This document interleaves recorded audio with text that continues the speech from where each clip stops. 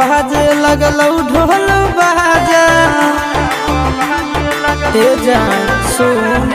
अइलौ बाराती लेके दुल्हे राजा दुआरा पर बाजे लगलौ ढोल बाजा पगला दीवाना के गिरा हलोर गे पगला दीवाना के गिरा हलोर गे शादी मुबारक मुबारक हो तोर गे शादी मुबारक मुबारक हो तोर गे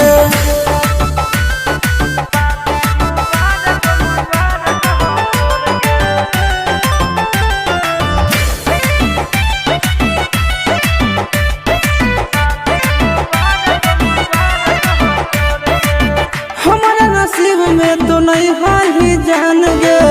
दूसरा ले तोरा बनल को भगवान गे ए जान हमारा नसीब में तो नहीं हाली जान गे दूसरा ले तोरा बनल को भगवान गे चल जाई भी दूर हमसे होते ही भोर गे चल जाई भी दूर हमसे होते ही भोर गे शादी मुबारक मुबारक हो तोर गे शादी मुबारक मुबारक हो तोर गे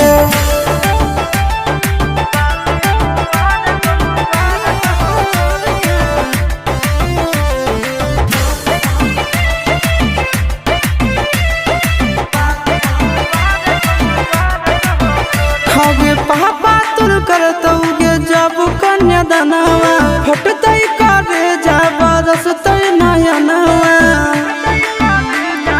ए सोना खागे पापा तुर करतौ गे जब कन्या दानवा फटतै करे जब रसतै नयनवा ओ मन आशीष के तो दिल देनी तोड़ गे ओ मन नंदन के तो दिल देनी तोड़ गे शादी मुबारक मुबारक हो तोर गे